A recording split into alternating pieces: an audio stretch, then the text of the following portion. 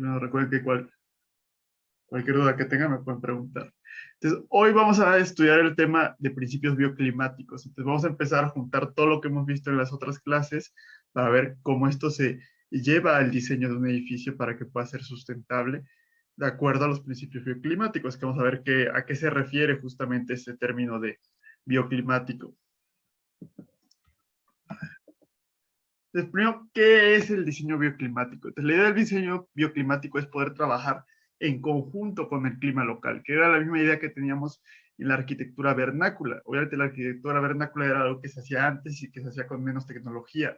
Aquí podemos retomar esos conceptos y hacer edificaciones modernas con diseño bioclimático.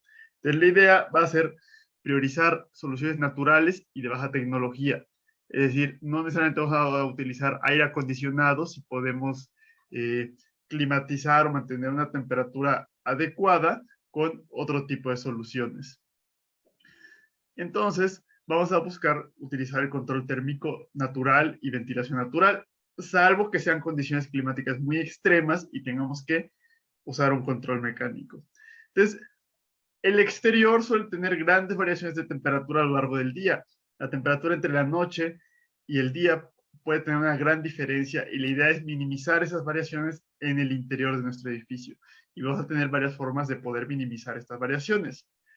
Entonces, cuando hagamos ya un estudio de cómo se comporta térmicamente un edificio, que va a ser un balance térmico de acuerdo a las ecuaciones que vimos en la clase de transferencia de calor, aquí la incógnita que vamos a tener va a ser la temperatura interior. Si hiciéramos nosotros un diseño con un control mecánico, con aire acondicionado, sabemos cuál es la temperatura interior. Lo que no vamos a saber va a ser cuál va a ser la potencia de nuestro sistema de aire acondicionado que necesitamos. En este caso, como no tenemos un sistema que va a tener cierta potencia eléctrica, lo que no sabemos es la temperatura. Entonces vamos a estudiar las condiciones cambiantes del exterior, vamos a estudiar las condiciones que tiene la envolvente de mi edificio, es decir, todas las paredes, etcétera, y eso, qué temperatura va a generar en el interior. Y un factor muy importante en el diseño va a ser el microclima. Entonces, con la vegetación y con la topografía vamos a poder generar un impacto muy importante. Y bueno, la idea es mantener la temperatura interior dentro del rango de confort térmico para que los ocupantes se sientan a gusto dentro de este edificio.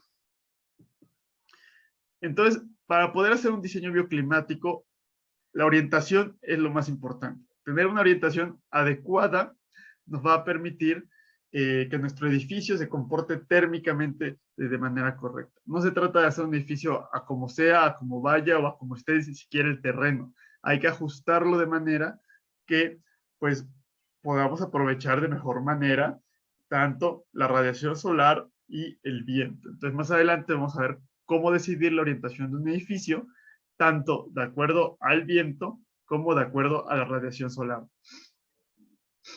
Entonces, también otro valor importante va a ser las características térmicas de los materiales. Su conductividad térmica nos va a decir, pues, qué tanto se está transmitiendo el calor y qué tanto se está logrando este confort térmico.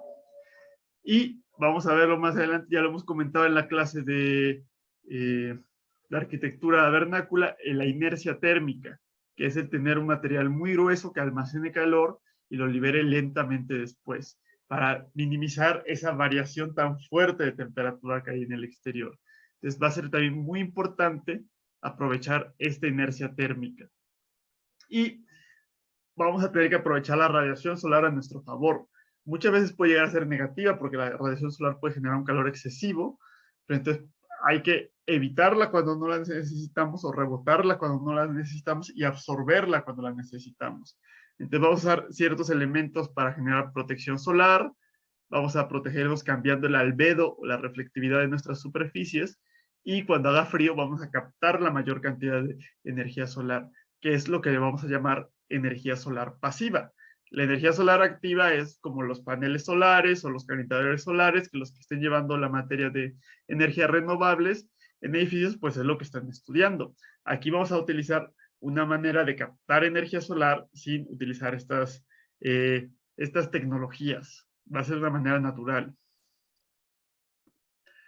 Entonces, van a ver una serie de estrategias de control bioclimático. Aquí se las estoy enumerando, pero vamos a estudiarlas con más detalle en las clases de control térmico natural y de ventilación natural.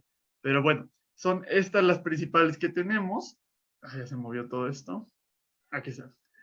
La primera es la masa térmica, que va a ser generar la inercia térmica con paredes amplias, gruesas, que nos permitan minimizar las variaciones del exterior. Otra pues va a ser justamente la ventilación natural, que es aprovechar diferencias de presión, aprovechar la dirección del viento para que el aire circule sin ninguna ayuda mecánica por el interior del edificio.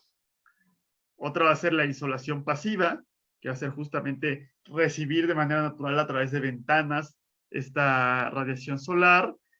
Y bueno, podemos tener también la insolación activa, que ya hablamos que son, por ejemplo, con energías renovables o teniendo elementos mecánicos móviles que puedan captar esta energía y calentar el interior del edificio. Otro va a ser la ventilación nocturna, que es la idea es que si hace mucho calor y baja la temperatura en la noche, pues podemos promover, evitar la ventilación en el día para evitar que entre el aire caliente, pero en la noche que el aire es fresco, dejar que entre continuamente para refrescar el ambiente. Otro que ya hemos hablado y ya han leído a ustedes un poco es el enfriamiento evaporativo. Entonces, este enfriamiento evaporativo es convertir el calor sensible, que cambia la temperatura, como ya comentamos, en calor latente, que el calor latente lo que va a hacer es cambiar de estado la materia. Entonces, vamos a convertir el agua de líquido a gas, de agua a vapor de agua, y eso va a absorber calor y va a refrescar el medio ambiente. Todo esto lo vamos a combinar con una envolvente térmica adecuada, que la envolvente térmica se va a referir a los aislantes que utilicemos, que vamos a tener una clase específica donde vamos a hablar del aislante. Y bueno, en caso de que con estas medidas no logremos alcanzar adecuadamente el confort hidrotérmico, pues ya vamos a meter una solución con control mecánico, que también lo vamos a estudiar brevemente. Entonces, en este caso, si tuvimos la necesidad de meter control térmico mecánico, como va a suceder en los grandes edificios, ahí va a ser prácticamente obligatorio, lo que vamos a hacer es que con las estrategias bioclimáticas vamos a reducir el consumo de energía de estos equipos. Entonces, al reducirlo, pues vamos a estar ahorrando energía y vamos a estar teniendo menores emisiones de gases de efecto invernadero y vamos a hacer que nuestro edificio sea más sustentable. Entonces, no necesariamente se hace diseño bioclimático sin control mecánico, sino que pueden trabajar en conjunto para ayudarse mutuamente. Entonces, para poder saber qué estrategias nos conviene utilizar en nuestro edificio, en el diseño de nuestro edificio, porque la geometría o la forma de los elementos arquitectónicos van a depender de estas estrategias bioclimáticas que utilicemos. Entonces, para saber cuáles nos conviene utilizar, vamos a utilizar los diagramas bioclimáticos. Entonces, vamos a ver primero uno que va a ser el diagrama de confort de Olgiay, que ya se los mostré brevemente al final de la clase pasada. Otro que va a ser más útil, más versátil, va a ser el diagrama bioclimático de Givoni. Y bueno, ya vamos a tener otras posibilidades que va a ser aplicar o utilizar los datos climáticos de la localidad en la que nos encontremos. Entonces, el diagrama de confort de Olgiay, vamos a verlo, es este. Justamente ya se los había enseñado, pero les había enseñado una imagen en blanco y negro y más vieja, pero que tenía más cosas. Aquí está simplificado un poco todas las estrategias que tiene, pero bueno, es más claro y es más legible, ¿no? Entonces, ya habíamos comentado que tiene en un eje la humedad relativa, en el eje horizontal, y en el eje vertical tiene la temperatura de bulbo seco. Entonces, al tener estos dos ejes, pues tenemos las dos variables dentro de nuestro aire húmedo, que gracias al diagrama ciclométrico, con tener dos variables, podremos conocer todo el resto de características del aire húmedo. Por eso solamente necesitamos poner dentro de nuestra gráfica dos variables. Entonces, dentro de esto va a haber un rango de temperatura y de humedad relativa que nos va a permitir alcanzar el confort. Si estamos en estas condiciones, por ejemplo, a 25 grados y 50% de humedad, nos vamos a sentir confortables térmicamente. Entonces, el PMV o el Predicted Mean Vote va a ser entre menos 0.5 y 0.5. Claro, como dijimos que hay variaciones estacionales, va a haber una zona de confort de verano y una zona de confort de invierno. Lo que pasa es que en invierno nos acostumbramos al frío y pues vamos a poder resistir temperaturas un poco más bajas. Ahora, en la mayoría de los climas, pues nos vamos a encontrar fuera de esta zona de confort y entonces tenemos que tomar ciertas medidas para poder regresar o expandir esta zona de confort, que es lo que está haciendo. Si tomamos ciertas medidas, la zona de confort que está en blanco se expande a la zona verde, ¿no? Y nos está diciendo que es con la ventilación natural. O con otras medidas la vamos a poder expandir a la calefacción solar pasiva. Entonces, justamente vamos a ver en qué puntos caen las temperaturas o las condiciones climáticas de nuestra localidad y de esta manera pues vamos a decidir qué es lo que tenemos que realizar. Si cae por esta zona, tenemos que utilizar ventilación natural. Si cae por esta zona, podemos usar ventilación natural o una masa térmica.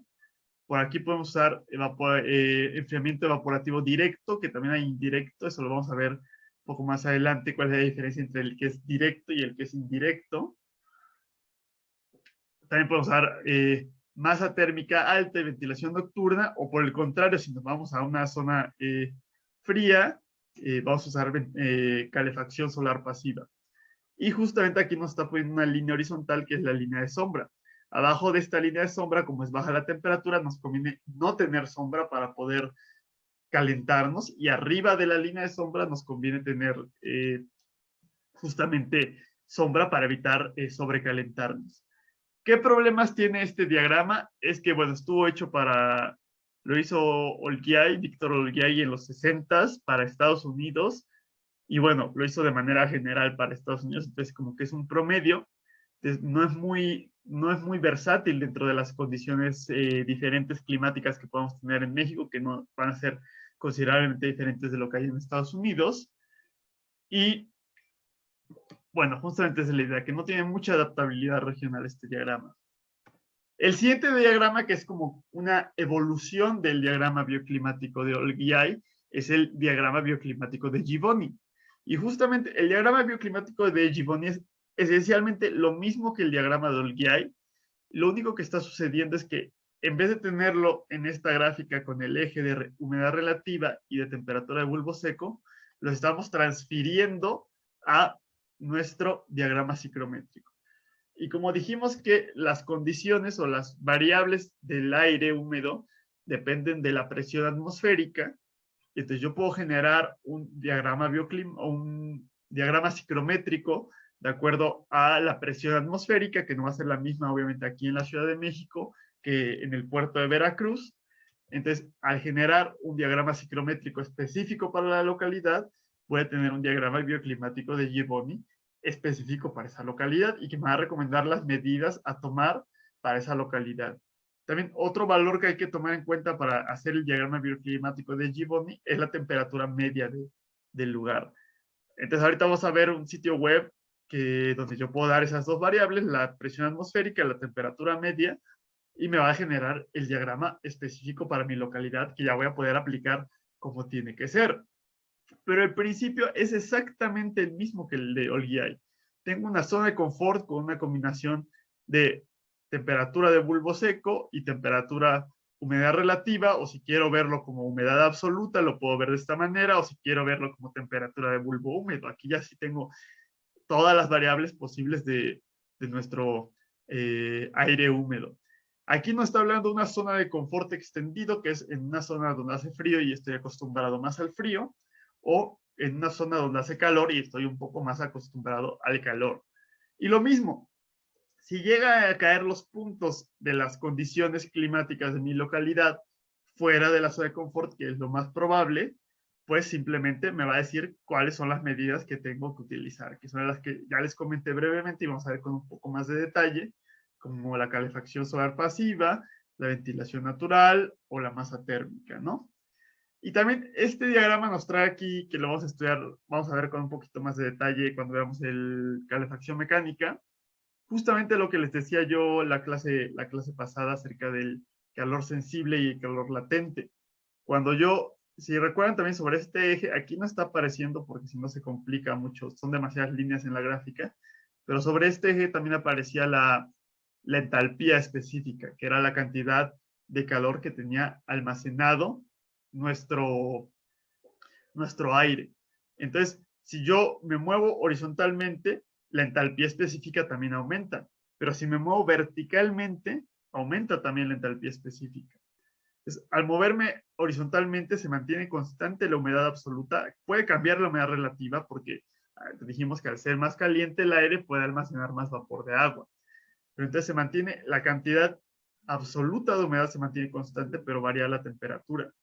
Entonces, obviamente, al aumentar la temperatura del aire, el aire almacena más calor, entonces tiene mayor entalpía específica. Pero si me muevo de manera vertical, lo que va a aumentar va a ser la humedad absoluta, pero la temperatura se va a mantener constante.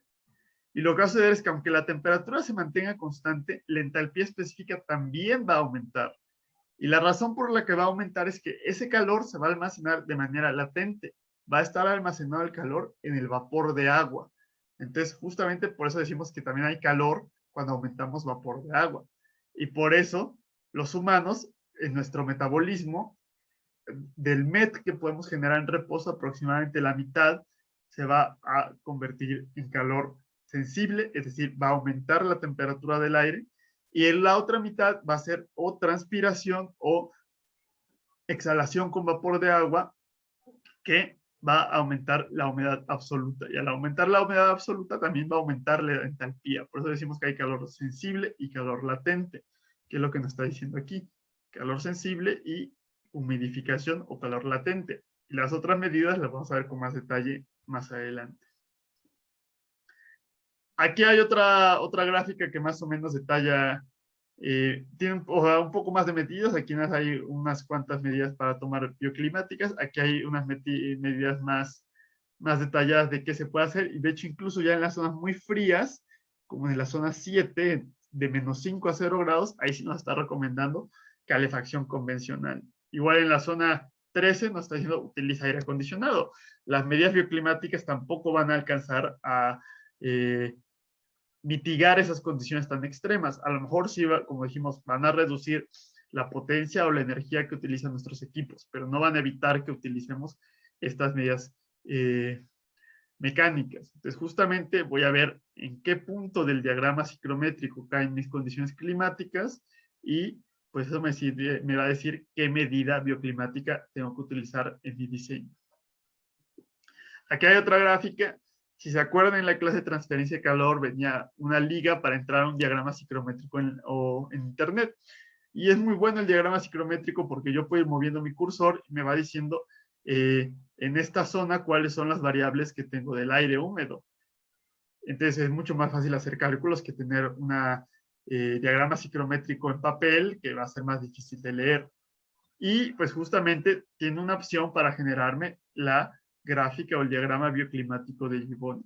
Y lo mismo, como les dije, en ese sitio web yo puedo darle la presión atmosférica y puedo darle la temperatura media, que es la que viene aquí, 20 grados centígrados, y solito me va a ahorrar parte del trabajo, que es la de generar automáticamente este diagrama bioclimático.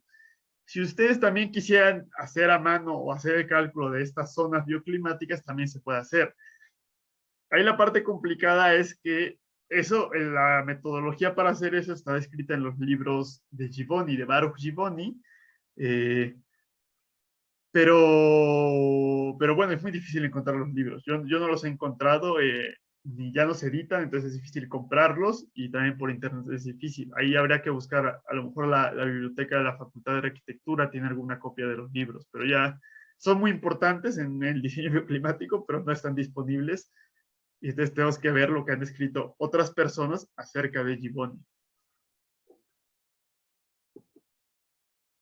Entonces, vamos a utilizar el primer tipo de diagrama que surgió fue el diagrama de Olgiay, pero ya dijimos que no es muy flexible.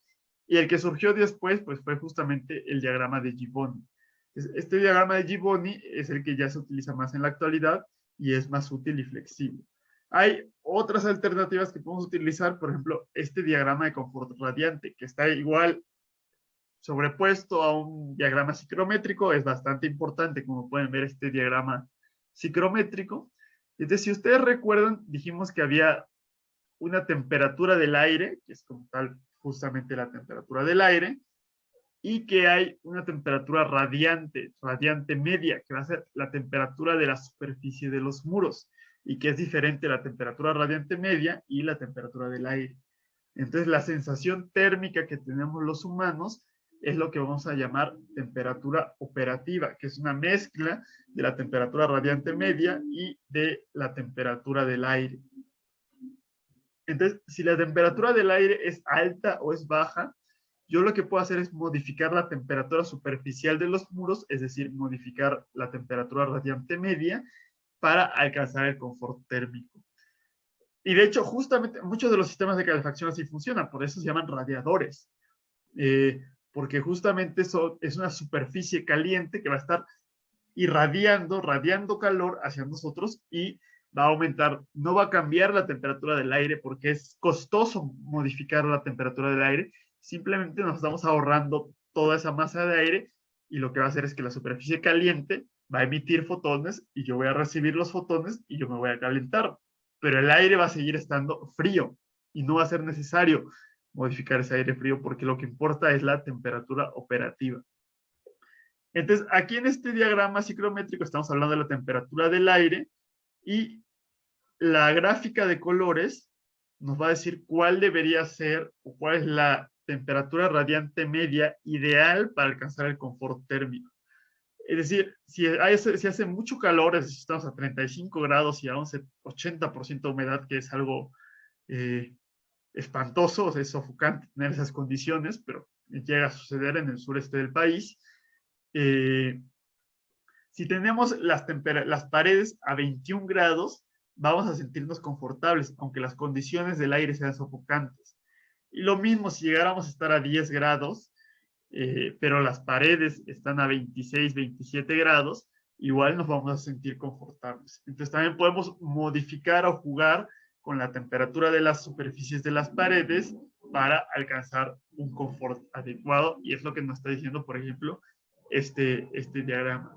Obviamente, este diagrama no es tan fácil generarlo, no hay tantas herramientas disponibles, y entonces aplica para un ritmo metabólico de 1.2 METs y para condiciones de aire casi estancados.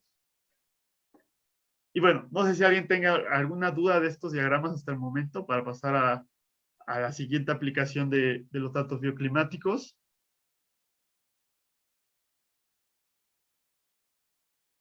Bueno, si no tienen dudas, entonces vamos a continuar a la otra forma en la que podemos hacer un diseño bioclimático, que realmente va a ser es otra forma, pero después lo vamos a juntar con estos diagramas bioclimáticos, que van a ser los datos climáticos aplicados. Es justamente obtener todos los datos climáticos de nuestra localidad, que por eso en la serie 1, por ejemplo, se les está preguntando qué temperatura, qué humedad, qué radiación solar de la localidad.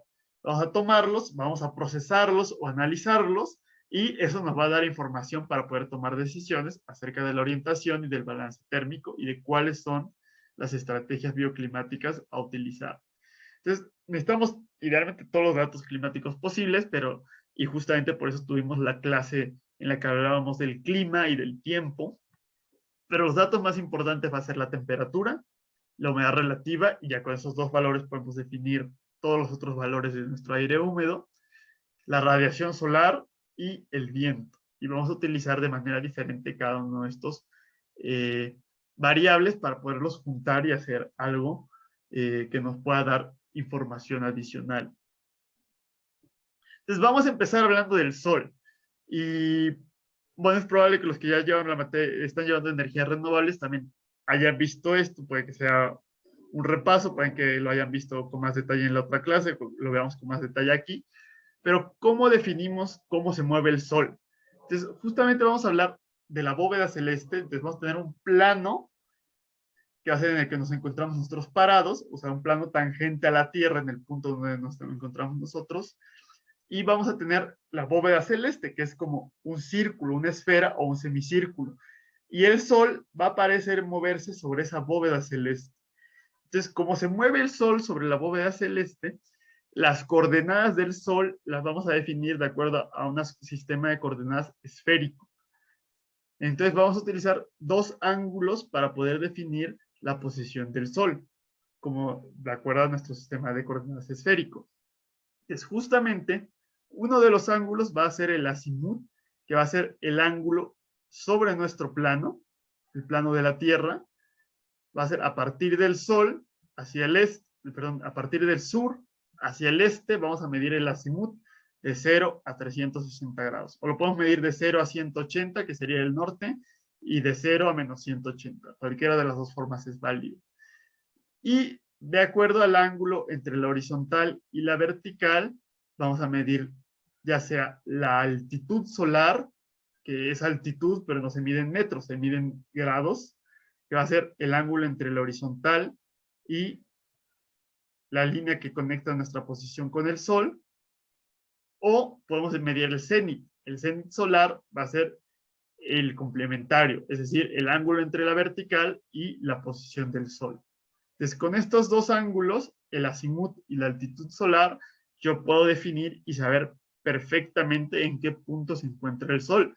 Y como el Sol se va a estar moviendo a lo largo del horizonte o a lo largo del día y de los meses, voy a poder encontrar una ecuación que me dé el azimut y la altitud de la posición del Sol. Y eso me va a dar una gran cantidad de información.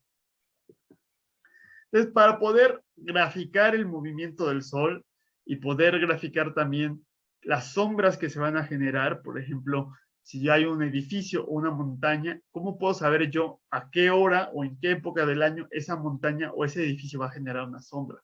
Y eso va a ser muy importante para la energía solar activa, como los paneles solares, y para la energía solar pasiva, para saber en qué momentos voy a recibir calor y en qué momentos no los voy a recibir, o cómo puedo evitar recibir ese calor. Entonces, justamente vamos a hacer dos tipos de proyecciones, que va a ser tanto la cilíndrica como la polar, que simplemente va a ser formas de representar en una hoja plana estas coordenadas esféricas que ya hablamos y que ya ustedes han visto en sus clases de la división de ciencias básicas de múltiples maneras. Entonces, aquí hay dos tipos de gráficas, que va a ser la cilíndrica y la esférica. Entonces, como dijimos, estamos aquí nosotros parados y está el horizonte.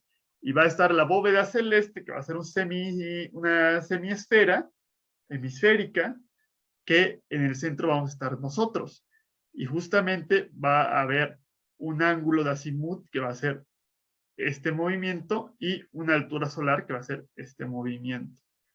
Entonces, si yo hago la proyección cilíndrica, es justamente aquí como viene. O sea, es como si yo enrollara una hoja de papel y justamente ahí midiera cómo está mi horizonte o cómo se mueve el Sol y después la desenrollo. Aquí lo pueden ver. Tengo mi bóveda celeste y voy a tener un cilindro enrollando a todo que después se va a abrir. Entonces, justamente, pues el eje horizontal del cilindro van a ser estos ángulos del azimut y el eje vertical van a ser los ángulos de altura solar. Entonces, en la parte superior van a estar 90 grados, que realmente es como si fuera hacia el infinito, porque es justamente arriba de mí. Y pues cada división vertical van a ser los diferentes ángulos. Entonces, como ven, esta es la transformación que estamos aplicando de cómo convertimos esta semiesfera en un cilindro. Y, a ver, por aquí, bueno, ahorita les enseño la gráfica cilíndrica. Por otro lado, la gráfica equidistante va a ser una gráfica polar. No sé si hayan visto los mapas del polo norte o del polo sur, que son un círculo justamente. Y entonces, el ángulo que tenemos horizontalmente va a ser el ángulo del azimut. Es decir, si estamos en el este, en el oeste o en el sur. Y verticalmente, aquí es donde tenemos la diferencia. Vertical o los radios va a ser el ángulo de la altura solar. Entonces, normalmente en el centro tenemos el 0 y en el extremo pues van aumentando los valores. Pero aquí va a ser ligeramente diferente porque en el centro realmente es donde tenemos los 90 grados de elevación. Y en la parte, en el extremo tenemos 0 grados.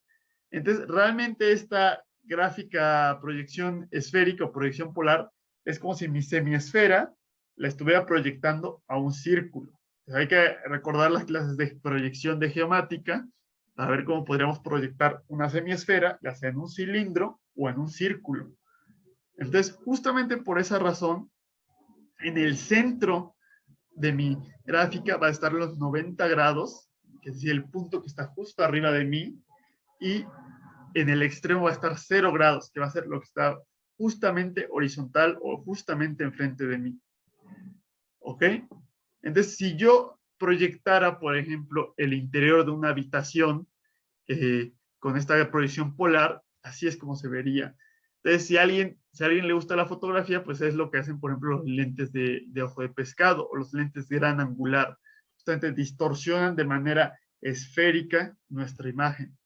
Entonces, justamente en el centro tengo la parte superior del techo, que es como si yo me acostara en el piso y viera hacia arriba, y en la parte horizontal voy a tener el suelo que está rodeando. Y todas las líneas se van a distorsionar, pero es porque yo voy a poder leer, aquí no vienen obviamente los marcadores, ¿no? Pero voy a poder leer a lo largo del círculo cualquier punto, cuál es su azimut y de manera radial cuál es su altura solar.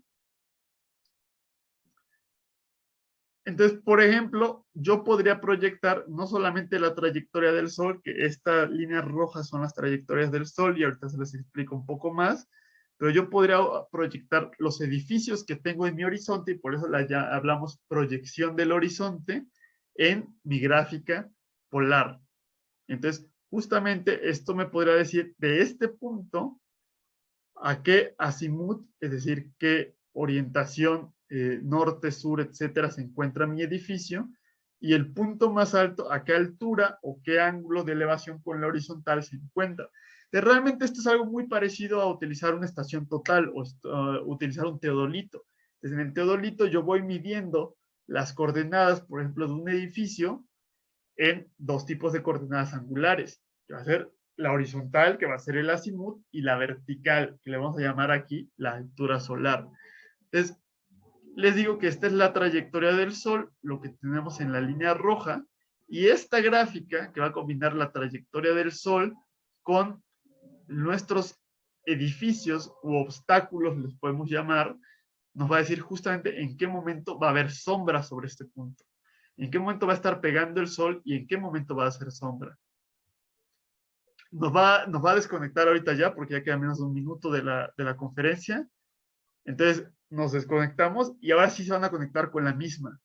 Entonces, con la misma liga que que les mandé ahorita al inicio de la clase, se vuelven a conectar. Entonces, voy a cerrar la videollamada y nos volvemos a conectar. Entonces, estamos hablando de la importancia de la proyección polar equidistante. Dijimos que yo me pongo en un punto y justamente voy a medir la posición de todos los objetos que hay alrededor de mí, tanto el Sol como los objetos sólidos como edificios, con coordenadas esféricas, es decir, de acuerdo a un ángulo horizontal, que vamos a llamar azimut, y a un ángulo vertical, que vamos a llamar altura solar. Entonces, utilizando estos dos ángulos, vamos a poder proyectar en una gráfica polar tanto el Sol como los obstáculos y saber en qué momento va a haber sombra y en qué momento va a haber sol. Y eso va a ser muy importante porque, ¿se acuerdan? En mi balance térmico yo podía tener que entraba radiación solar y eso va a aumentar el flujo térmico, o puede que no haya radiación solar y eso va a disminuir el flujo térmico. Entonces, el balance energético va a cambiar si hay o si no hay sol. Y para energías renovables, para energía solar fotovoltaica, bueno, simplemente si hay sombra, se reduce considerablemente, no se elimina la producción porque sigue habiendo esta radiación difusa, pero baja un 50 o 60% la producción, entonces hay que poder calcular qué tanto me va a afectar todos los obstáculos que tengo en mi horizonte.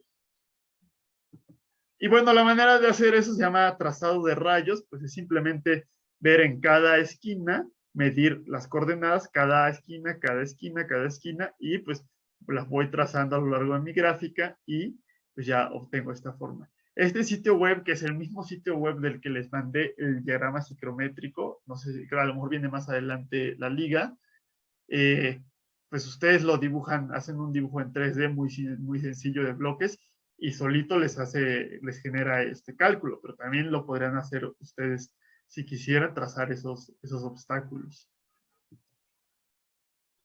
Entonces, ¿cómo vamos a definir el movimiento del Sol? Entonces, vamos a llamarle algo que va a ser el ángulo horario. Realmente el Sol pues, va a dar una vuelta de 360 grados a lo largo del día. Entonces, una hora solar va a definirse pues como un 24avo de esos 360 grados. Entonces, si yo divido 360 grados entre 24, me da 15 grados. Entonces, cada que el Sol se mueva 15 grados, vamos a decir que transcurrió una hora solar. Entonces, nosotros podemos definir el movimiento del Sol, ya sea en grados, pues en azimut o en altura, o en el ángulo horario que tiene. Y el mediodía solar va a ser justamente cuando el Sol se encuentra en su punto más alto. El mediodía solar es cuando el Sol se encuentra en su punto más alto. Y conforme se vaya moviendo cada 15 grados, va a pasar una hora solar. Ahora, la hora que ustedes pueden ver en sus relojes no es la hora solar, se llama hora real.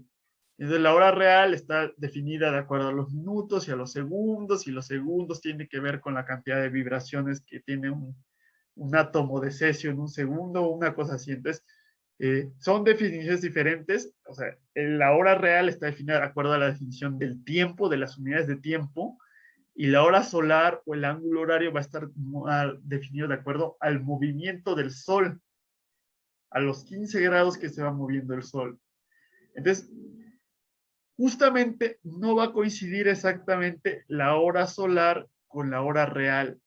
Es decir, muchas veces no nos fijamos, pero si ustedes salen, se pueden salir varios días y piensan que a las 12 del día el Sol va a estar en su punto más alto, se van a dar cuenta que no es así, que el Sol está en su punto más alto 15 minutos después o 10 minutos antes. Entonces, que a lo mejor el Sol está en su punto más alto a las 12:15. Entonces, justamente va a haber una diferencia, porque cuando el Sol esté en su punto más alto, va a ser el mediodía solar, pero nuestro reloj no va a ser el mediodía. Entonces, justamente esa diferencia entre lo que marca nuestro reloj y lo que está marcando el Sol por su movimiento, le vamos a llamar la ecuación del tiempo. Y claro que se llama ecuación del tiempo porque hay una ecuación que define cómo es esa diferencia. No es tan importante saber la ecuación como tal para nosotros ahorita, pero bueno, aquí hay una pequeña gráfica donde pueden ver cómo se comporta la ecuación del tiempo. Y van a ver que únicamente van a haber 4 momentos en todo el año en el que va a coincidir exactamente el tiempo solar con el tiempo real. Es decir, que cuando sean las 12 del día, yo vaya y el Sol esté en su punto más alto. Entonces, las diferencias son de entrada desde los usos horarios, que si ustedes recuerdan un mapa de usos horarios, pues no son unas líneas perfectas, sino que se mueven de acuerdo a condiciones políticas, y va a ser una combinación de acuerdo a la rotación y la traslación, que bueno, no tiene tanto sentido meternos en esos detalles ahorita, porque nos daría tiempo de ver lo demás. Lo que es importante que sepan es que hay una diferencia entre la hora real que marca nuestro reloj y la hora solar.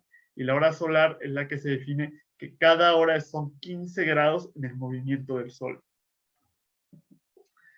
Entonces, justamente vamos a poder hablar o definir la trayectoria del Sol con ecuaciones con un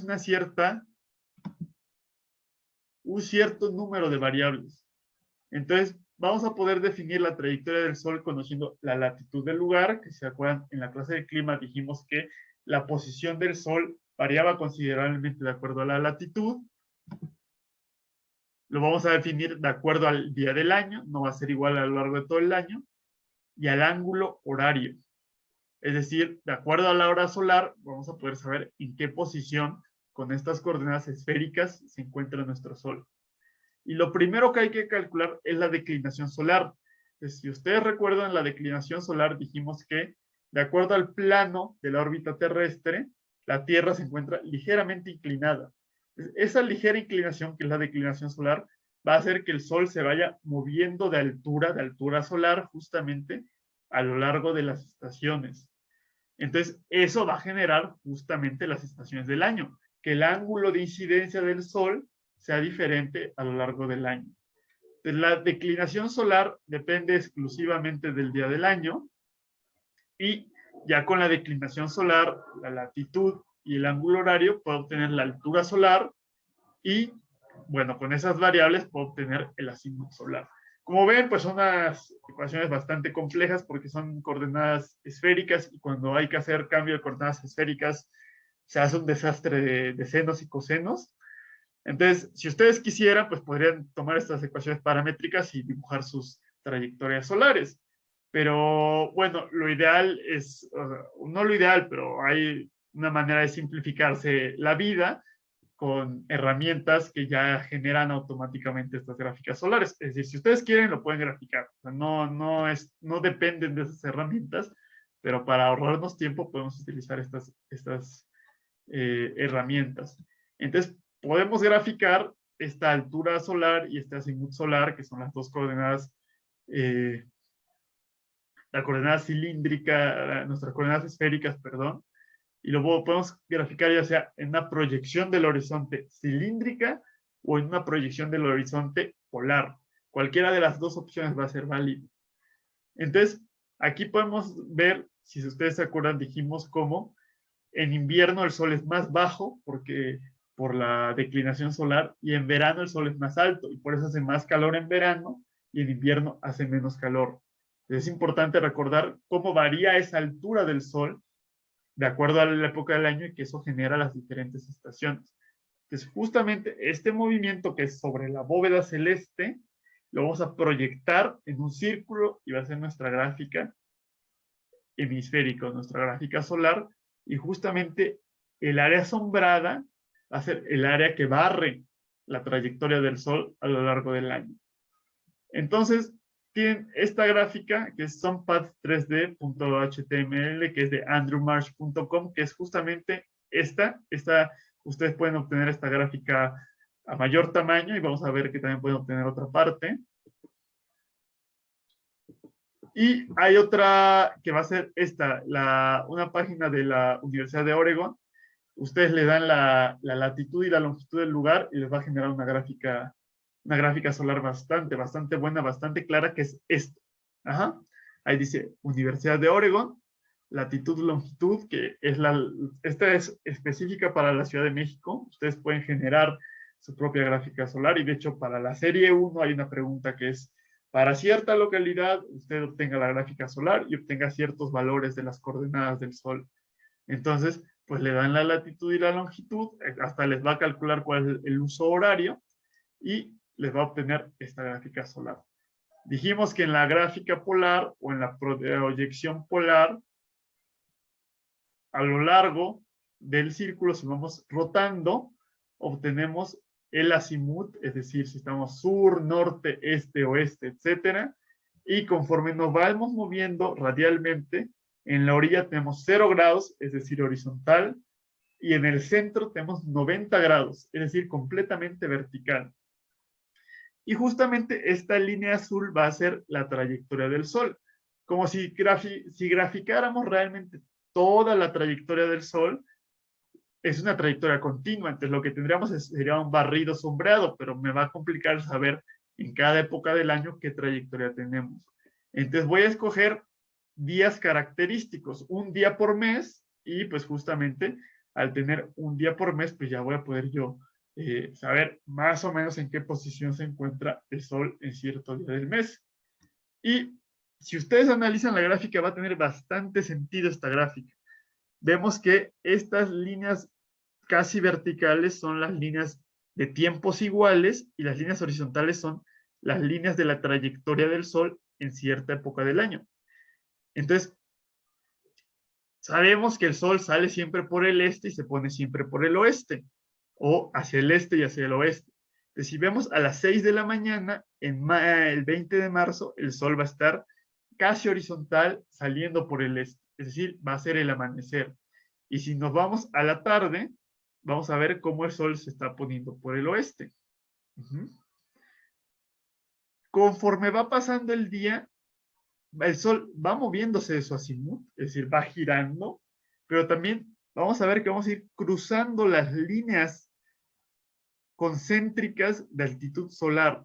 Es decir, el Sol va a empezar el día el 20 de marzo a casi 0 grados de altitud, va a ir subiendo y en el mediodía solar va a alcanzar casi 70 y supongo que son 70 grados. 70 grados de altitud y luego va a volver a bajar, que es de manera intuitiva como se comporta el Sol, ¿no? Sale por el este, sube, llega a un punto máximo y vuelve a bajar. Y vamos a ver que en diciembre pasa lo mismo, pero no va a salir exactamente por el este, va a salir un poquito hacia el este y hacia el sur, y se va a poner un poco hacia el oeste y hacia el sur. Y la altitud máxima en invierno es mucho menor. En diciembre y en enero es aproximadamente de 90, 80, 70, 60, 50 grados contra 80 grados en marzo. Y si llegan a recordarse de la clase de clima, que les comenté que cuando nos metíamos a los trópicos, iba a llegar un momento del año en el que el Sol iba a estar justo arriba de nosotros, iba a haber un momento en el que el Sol, en vez de moverse por el sur, se iba a mover por el norte. Pero esto solamente pasa entre los trópicos. Entonces, en la Ciudad de México, que estamos entre los trópicos, en junio, el Sol, en vez de salir hacia el este y hacia el sur, va a salir hacia el este y hacia el norte, se va a ir moviendo por grados hacia el norte y su posición máxima la va a alcanzar casi a 90 grados, pero en dirección al norte, no en dirección al sur. Y eso va a ser importante porque va a cambiar considerablemente el diseño bioclimático arriba de los trópicos cuando toda la radiación la recibo por el sur, a las zonas entre trópicos cuando casi toda la radiación va por el sur, pero parte la recibo por el norte. Entonces, por eso cambian las condiciones climáticas. ¿Qué pasó, Víctor? Creo que puedes activar tú. Sí, y por ejemplo, en países como Rusia, que por ejemplo hoy en estas épocas de verano, estaba viendo que durante toda la madrugada, pues básicamente es como si fuera un atardecer eterno. Ahí, ¿cómo sería? ¿La radiación se tomaría continua o cómo? Sí, lo que pasa es que esta gráfica que tenemos aquí se va a ir moviendo. De hecho, ahorita si nos da tiempo, yo creo que si nos da tiempo les puedo mostrar una, tendría que buscarla interactivo, si no ya les busco imágenes, se las muestro la próxima clase. Se va a ir moviendo este grupo de gráfica azul. Entonces, cuando pasamos el trópico, el punto más bajo va a estar a 90 grados exactamente y va a ir bajando. Y cuando pasamos al ecuador, va a ir subiendo y va a llegar un momento en el que es exactamente simétrica. Entonces, la mitad de la radiación está en el sur y la mitad de la radiación está en el norte. Conforme vamos yendo más al norte, va a llegar a un punto en el que este punto del Sol en diciembre va a tocar exactamente los 0 grados, que es justamente cuando tenemos, de hecho, se ve una vez al año que el Sol baja y rebota, o el Sol baja si vamos más al norte y el Sol se esconde durante varios meses en el año. Y entonces esta gráfica eventualmente se va a volver un círculo completo porque va a haber ciertos meses del año en el que el Sol nunca se va a poner. De sí, va a haber una radiación solar continua en esas partes del norte, pero también a mayor altura solar, mayor intensidad del Sol. Entonces, en esas zonas vamos a tener Sol continuo, pero como va a estar a alturas solares muy bajas, la intensidad va a ser muy, muy, muy baja y no va a alcanzar a cubrir lo que tenemos en estas latitudes. ¿Ok? Sí, profesor, gracias. Ahorita veo si puedo mostrarles la gráfica interactiva. También lo podemos representar de manera cilíndrica.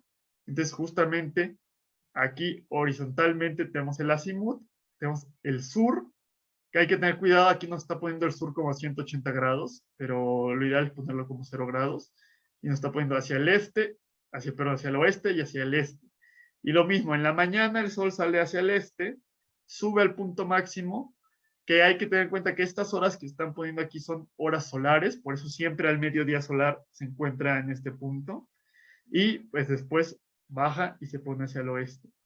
Y justamente aquí está lo que les estoy diciendo de los trópicos. En verano, el sol, en vez de tomar esta trayectoria hacia el sur, se va como que al revés. Y entonces el punto más alto queda justamente en el norte. Si nos fuéramos más al norte, todas las líneas se pondrían, o sea, tendrían esta misma forma viajando por el sur. Y si nos vamos hacia el Ecuador, pues todas estas líneas empiezan, la mitad de las líneas se van a ir hacia esta zona. Entonces, esto nos va a ir diciendo cómo se comporta la radiación solar en nuestra localidad. Y justamente, así como yo puedo tomar los obstáculos en esta gráfica polar, puedo hacer exactamente lo mismo en una gráfica cilíndrica. Por ejemplo, esta gráfica es para España. España, pues no creo que haya ningún punto de España que esté abajo del trópico. Entonces, en todo momento la gráfica, la elevación va por el sur, la trayectoria del Sol. Y de hecho, el punto más alto ya no son 90 grados. No tiene sentido graficar hasta 90 grados si lo más alto son 70 y tantos grados. Entonces, conforme nos vayamos yendo hacia el norte, esta gráfica se va a ir haciendo cada vez más chata, cada vez más chata. Y va a haber un momento en el que esto, en vez de meterse, va a rebotar y va a empezar a salir, va a unirse esta línea con esta otra línea. Eso es lo que va a empezar a suceder en los polos. Y justamente yo puedo graficar los obstáculos que tengo en mi horizonte y saber en qué momento tengo sombras y en qué momentos tengo sol. Y lo que más me importa es el momento del mediodía solar, porque es cuando la radiación solar es más intensa. Si tengo sombras en esta parte, no hay tanto problema porque no es tan intenso. Pero lo que debo buscar proteger es esto en caso de que quiera recibir radiación solar. Si quiero bloquearla, es decir, en un clima muy cálido, pues lo que voy a hacer es bloquear esta parte. Entonces, justamente esto me puede decir cómo me voy a orientar, a lo mejor puede decir, ¿cómo lo bloqueo, no? Pues puedo poner un árbol que esté justamente al sur y que me bloquee esta radiación solar y no la esté absorbiendo en mi casa.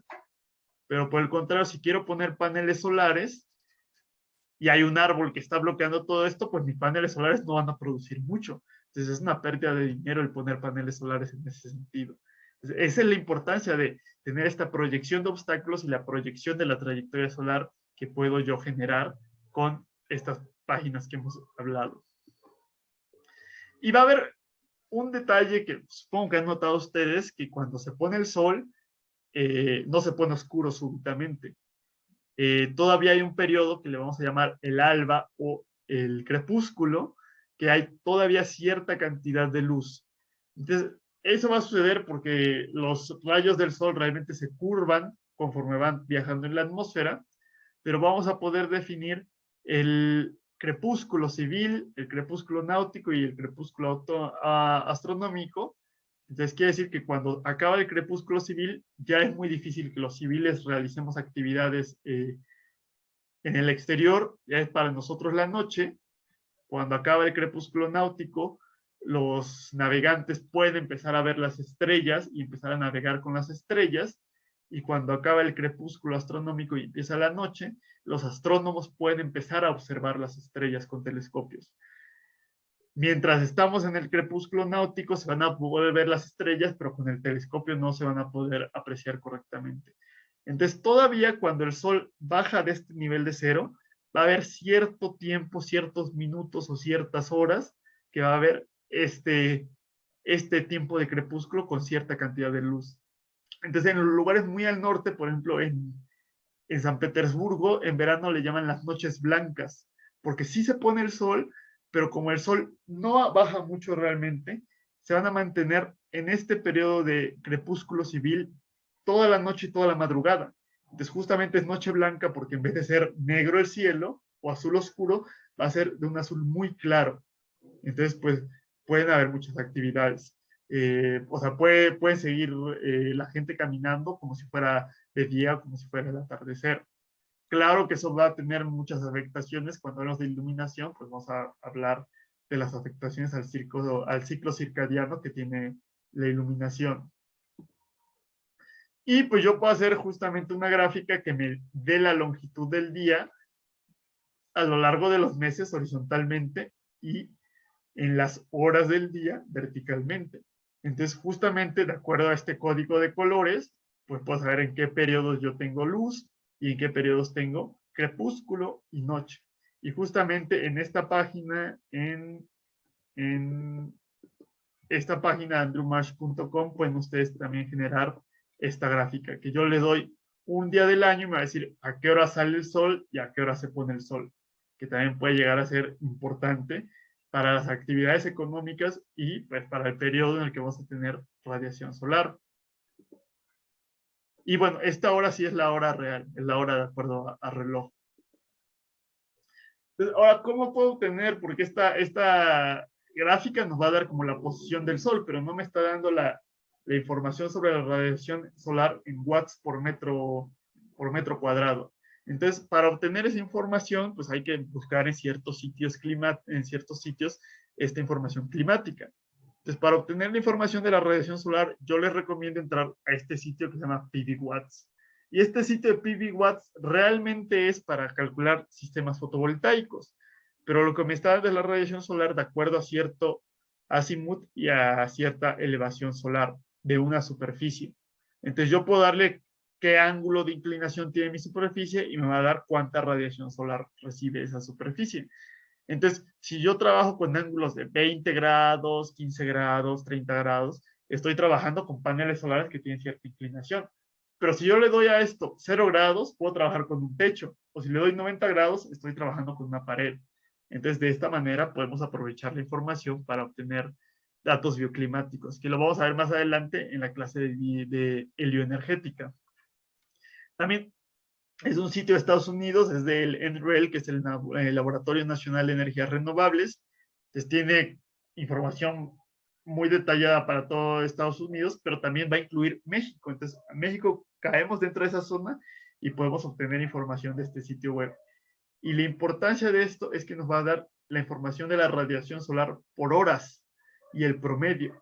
Entonces, vamos a ver en la parte de helioenergética, nos importa saber cómo varía la radiación solar a lo largo del día, entonces cómo varía esa absorción de calor a lo largo del día, y para eso necesito los valores horarios. Entonces, yo entro al sitio de PVWatts, que tienen ustedes aquí la URL, y pues esta es la página que me recibe. Por eso pues tienen unos paneles solares, porque es hecho para energía solar, pero lo podemos utilizar para diseño bioclimático. Y le doy aquí la dirección, o sea, puedo darle, por ejemplo, Mexico City, o puedo darle la latitud y la longitud, y le presiono en Go. Y me va a mandar a esta parte que va a ser información del sistema. Si yo hiciera un sistema fotovoltaico, pues le doy la información, la potencia de mi sistema, etcétera, etcétera. Pero pues para nosotros lo que nos va a importar va a ser tilt, que es la inclinación o altura solar, y el azimut. Entonces, esta inclinación, que más que la altura solar es la altura de la superficie que estamos estudiando, y el azimut, hay que tener cuidado, si le damos aquí información me va a decir 180 es 0, es sur, 270 es este o es oeste, para que no nos confundamos. Entonces, por ejemplo, si quisiera yo ver qué radiación solar recibe una pared que va hacia el sur, le pondría aquí en inclinación 90 grados para que fuera vertical y en azimut 180 grados. Si quisiera que fuera hacia el norte, le voy a poner azimut 0 grados e inclinación 90 grados. Y si quisiera hacer un sistema fotovoltaico, pues más o menos para la Ciudad de México sería lo ideal 20 grados. Entonces, después le doy aquí a ir a resultados y me va a dar esta otra tabla donde va a ser, bueno, me da la cantidad de producción de kilowatts hora en el caso de un sistema fotovoltaico y la producción en cada mes. Para nosotros, para diseño bioclimático, nos interesa esta parte, que es la de radiación solar en kilowatts hora por metro cuadrado por día. Si recuerdan ustedes, el flujo térmico lo estamos midiendo en watts por metro cuadrado. Entonces, justamente, vamos a ver cuánto estamos recibiendo en cada mes. Y aquí abajo yo puedo bajar los resultados en formato CSV, ya sea mensuales, que son estos resultados, o los puedo bajar horarios. Y ya ahí tengo la información de radiación solar y puedo empezar a utilizarla para hacer mi diseño bioclimático. Entonces, ahora sí, ¿cómo vamos a aplicar esos datos climáticos? Vamos a aplicarlos con un cierto estudio estadístico básico para obtener cómo se distribuye tanto a lo largo del día como a lo largo de los meses, tanto la temperatura, la humedad y el viento.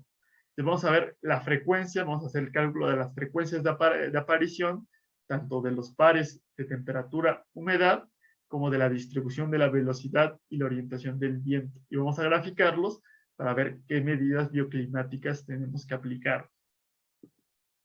Entonces, por ejemplo, aquí tenemos, y estos son generados al azar aproximadamente, periodos de 3 horas, realmente habría que hacerlo en periodos de cada hora, incluso cada media hora, pero bueno, no cabría la tabla en esta presentación, y para cada mes.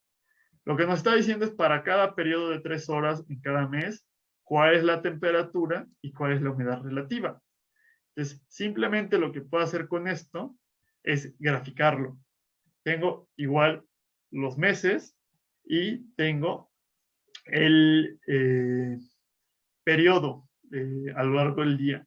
Entonces, escojo una escala de colores donde digo, el azul es el valor mínimo, que en este caso son 0 grados, y el rojo va a ser el valor máximo, que son 25 grados. Aquí está en julio. Y pues simplemente, o sea, esto está hecho en Excel, se puede hacer de formas más estéticas o también fácilmente en Excel. Le digo que de acuerdo a los valores me grafique. Entonces ya esta tabla a lo mejor no me está diciendo mucho, es difícil sacar la información, pero al tener esto, puedo decir, ah, claro, es que aproximadamente en junio y a las 12 del día es cuando se da el momento más caliente. Y pues justamente en enero, a medianoche es cuando se dan los periodos más fríos. Y si le superpongo a esto, justamente esta gráfica de cuando empieza y cuando termina el día, yo puedo saber qué tan caliente es el día y qué tan caliente o fría es el periodo de la noche. Podría resultar que a lo mejor el periodo de la noche sigue siendo caliente, como sucede en varias regiones climáticas, o que las noches sean muy frías, como sucede en los desiertos. Entonces, esto me va a poder permitir entender de manera gráfica justamente esa variación estacional y también a lo largo del día. Okay. Y lo que puedo hacer justamente con este valor de humedad relativa, lo puedo convertir a humedad absoluta para utilizarlo en el diagrama ciclométrico. Si ustedes recuerdan el diagrama ciclométrico, el eje vertical es la humedad absoluta y el eje curvo es la humedad relativa. Entonces, trabajar en el eje curvo pues es bastante complicado y mejor trabajo en el eje vertical. Entonces, en esa clase de transferencia de calor y diagrama ciclométrico, yo les enseñé, ahí tienen por ahí la ecuación para convertir de la humedad relativa a la humedad absoluta. Entonces, simplemente convertimos de humedad relativa a humedad absoluta y vamos a hacer nuestro análisis de frecuencias. Entonces voy a escoger un rango de temperatura, de acuerdo a los rangos que tenga. Voy a escoger, por ejemplo, de 0 a 4 grados, de 4 a 8 grados, de 8 a 12 grados. Entonces estoy escogiendo rangos de cada 4 grados y un rango de humedad relativa. Desde 0 a 1 gramo por kilogramo de aire, de 1 a 2 gramos por kilogramo de aire. Y voy a contar en total, pues, cuántos datos tengo. Que aquí, pues, son 12 meses por 3, 6, 7, 8, 9, 10 periodos a lo largo, no es cierto, son 8 periodos a lo largo del día. Entonces, pues 12 por 8 van a ser 96. Entonces, simplemente hago un conteo de cuántas veces aparece cada combinación de rangos, porque es un análisis estadístico bivariado, y convierto la frecuencia de aparición en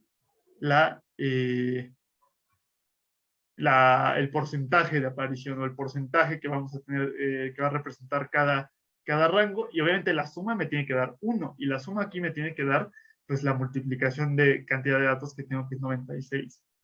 Y ya que tengo estos porcentajes, lo que puedo hacer pues es igual hacer una gráfica de colores que me permita saber más o menos cómo es la distribución. Entonces, pues sé que el color, si es blanco, quiere decir que es un 0%, entonces es decir, la combinación de 0 a 4 grados y 9 a 10 gramos por kilogramo de aire, que es mucho frío y muy húmedo, casi nunca se da o nunca se da. Entonces, lo más común es que nos encontremos sobre esta línea. Podemos tener 4 y 8 grados de temperatura y 2 y 3 gramos por kilogramo. También es muy común tener 8 y 12 grados de temperatura por 3 y 4 gramos por kilogramo. Entonces ya más o menos de manera gráfica me permite saber cómo se distribuyen las condiciones o las variables meteorológicas en mi localidad. ¿Y qué vamos a hacer con eso? Las vamos a graficar en nuestros diagramas bioclimáticos. Entonces, lo que recomendaba Olgiay era para cada mes del año tomar un día representativo, que puede ser el 15 del mes, o el promedio a lo largo del mes, y graficar esta curva que nos va a decir cómo varía a lo largo del día temperatura y humedad.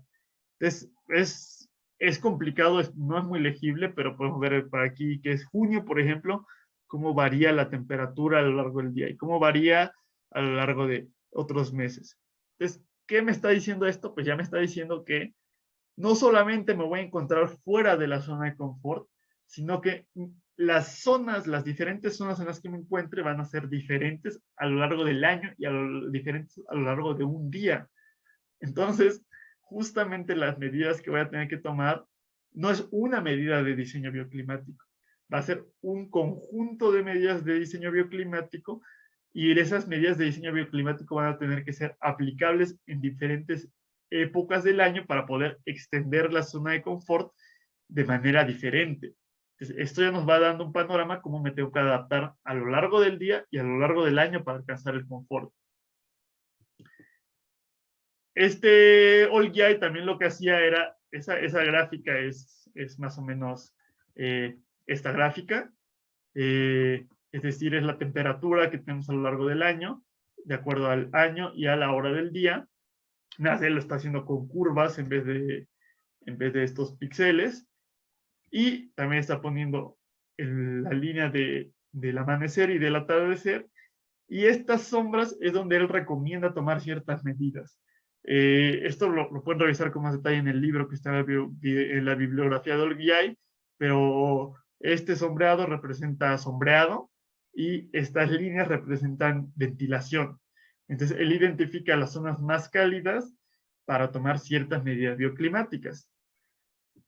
Lo que yo les recomiendo hacer es utilizar las herramientas computacionales más modernas, y en ese mismo sitio web donde podían ustedes hacer su diagrama psicométrico, ustedes pueden meterle un archivo con los rangos de temperatura y de humedad a lo largo del mes, y van a ver que esto es bastante más legible que esto.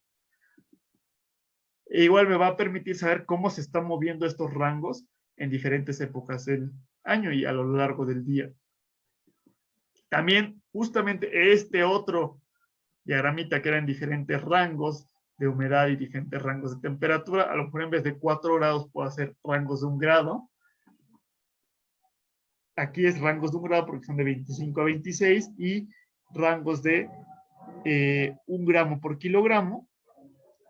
Entonces, el más oscuro, sabemos cómo es porcentaje, y el más claro es un porcentaje menor. Entonces, justamente eso me va a ayudar a saber que no me voy a encontrar en un punto de mi diagrama psicométrico a lo largo del año.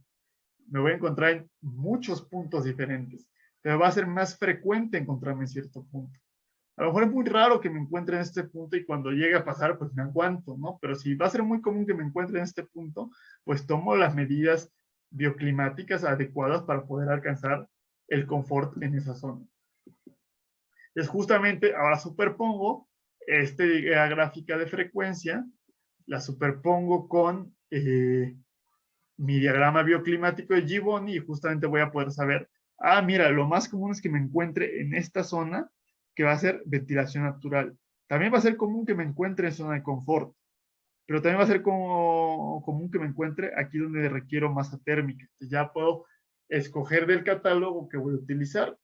Va a ser muy raro que necesite aire acondicionado o que necesite enfriamiento evaporativo, pero sí puede llegar a ser común que necesite calefacción solar en invierno. Entonces, ya justamente con este análisis estadístico, pues me está ayudando a saber dentro de qué zonas específicas del diseño bioclimático me voy a encontrar. Entonces, eso es con respecto a la temperatura y a la humedad. Ya vimos cómo podemos también obtener los datos de radiación solar, que los datos de radiación solar los vamos a utilizar más adelante. Eso se lo voy a explicar con más detalle más adelante. Otro va a ser la rosa de los vientos, que nos va a ayudar a definir cómo es la frecuencia y la distribución del viento. Esto es una rosa de los vientos. Igual es una gráfica polar, pero a lo largo de los ángulos o a lo largo del círculo tenemos igual el azimut o la orientación en la que viene el viento, y el eje radial, que sí va a ser el cero, va a ser el origen, va a ser en el centro, y hacia afuera vamos a tener la frecuencia o el porcentaje de aparición. Entonces, esta gráfica claramente me está diciendo que el viento más común es el viento del noroeste. Y este sí es un detalle muy importante que tienen que saber. Cuando el viento es un viento del norte, no quiere decir que el viento esté soplando hacia el norte. Un viento del norte es un viento que viene del norte. O sea, su dirección es norte-sur. Yo lo recibo del norte o veo que está llegando a mí a partir del norte y por eso lo llamo un viento del norte.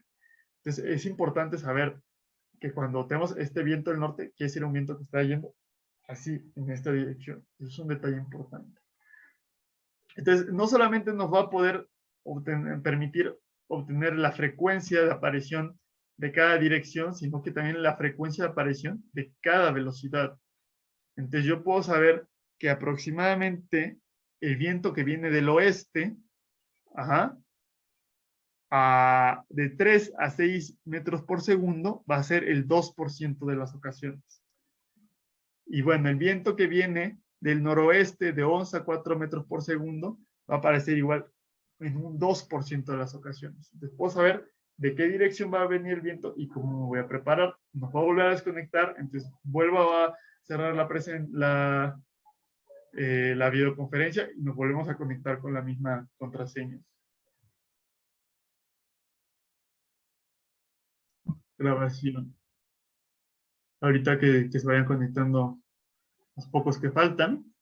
Entonces, es un análisis, decíamos de la rosa de viento, que es un análisis muy parecido al análisis que estamos haciendo de frecuencias de temperatura y humedad.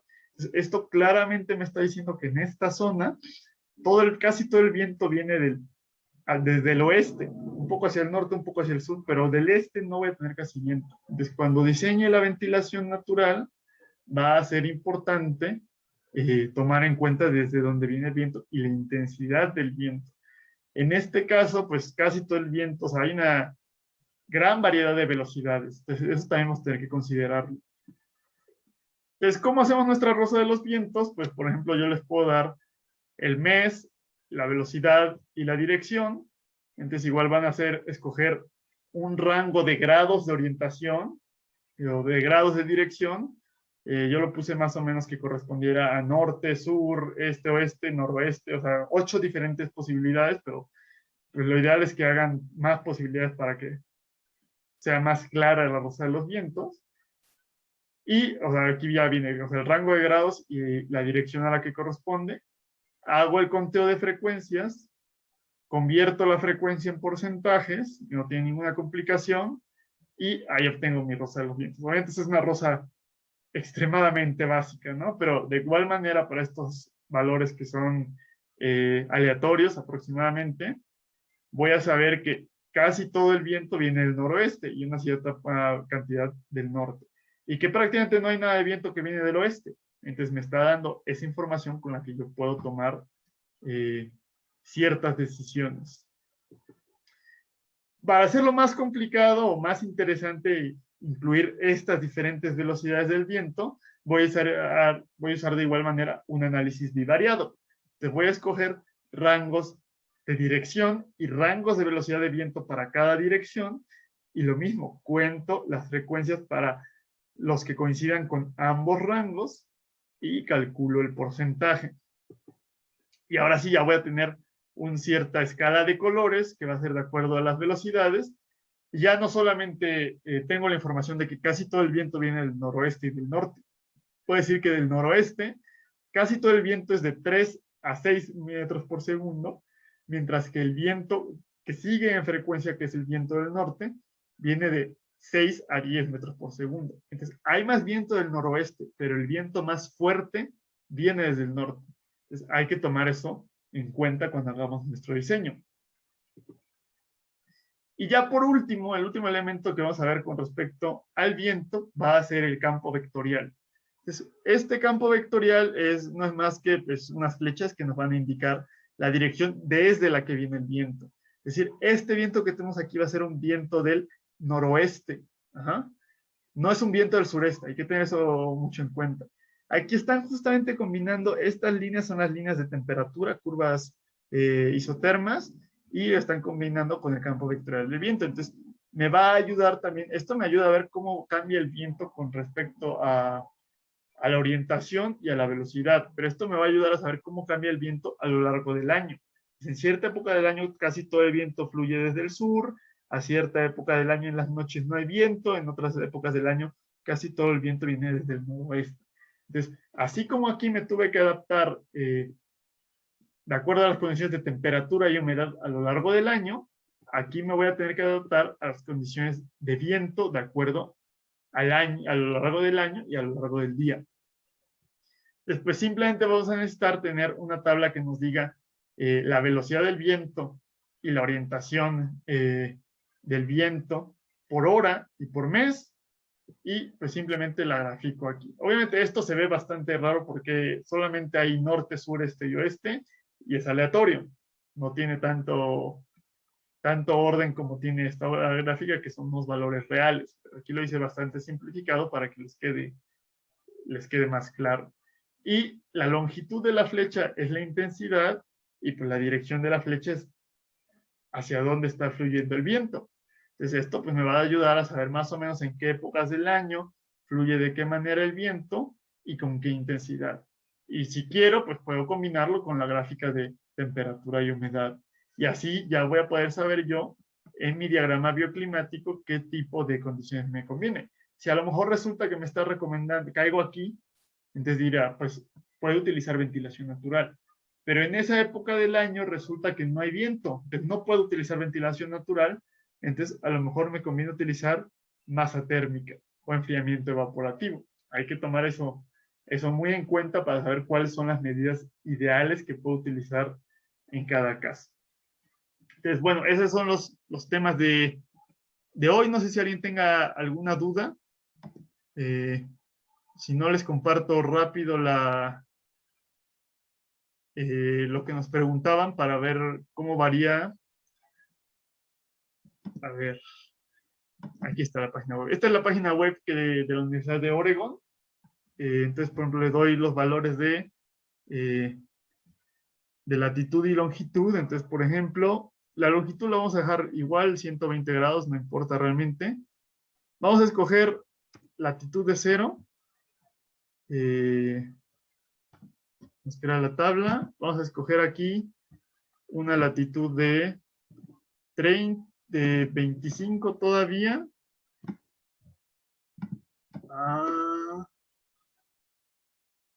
Esta cosa. Me está estorbando.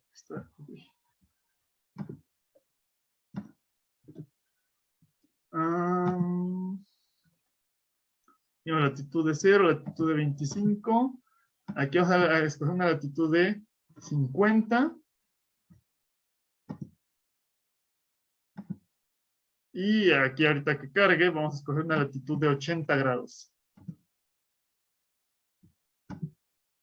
A ver. Vamos a ver. Vamos a crear. Crear.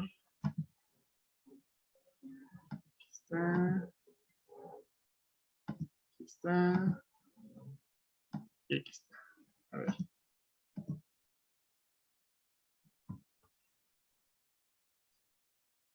Déjenme ver. Vamos a girarlo. Y quitarle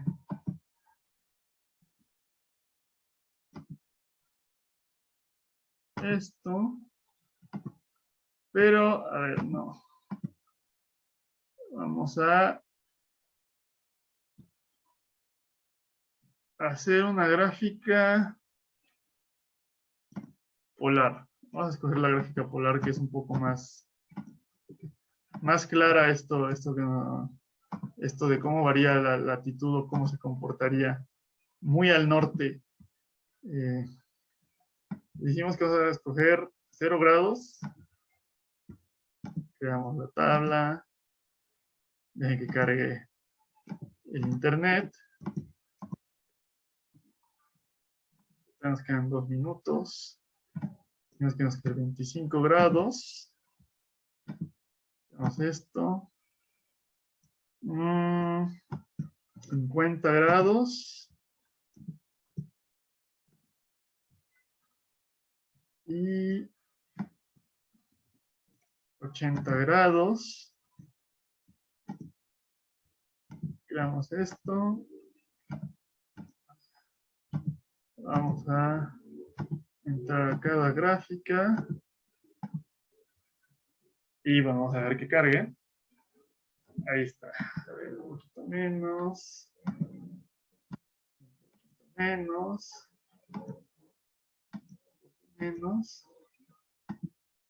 Ahí está. Esta es la que... Okay. En el Ecuador, como pueden ver, es simétrica la gráfica. Entonces, la mitad del tiempo estamos en...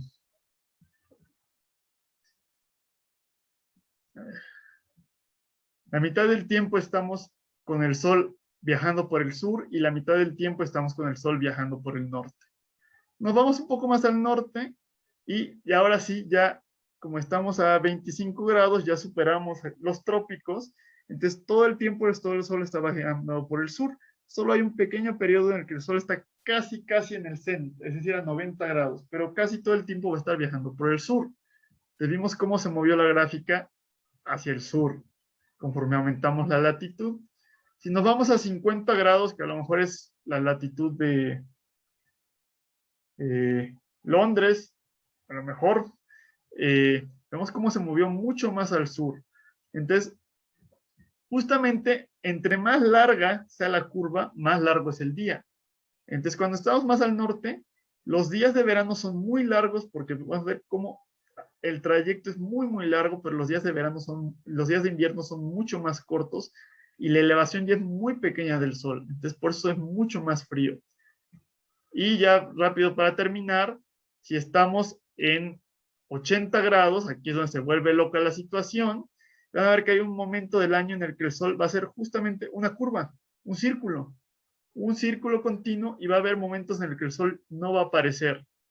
Entonces justamente eso es porque van a haber varios meses en el que el sol va a estar muy bajo, va a ser 6, 5 o 4 meses que haya día continuo con el sol muy bajo y 4 o 5 meses en el que haya noche continua. Entonces, eso es lo que sucede ya en las latitudes muy altas. Entonces, espero que con mostrarles estos diagramas les haya quedado un poco más claro. Y bueno, también les recomiendo que entren a esa página que les estoy poniendo para jugar con los diagramas para ver qué es lo que está sucediendo. Bueno, ahora sí ya se nos acabó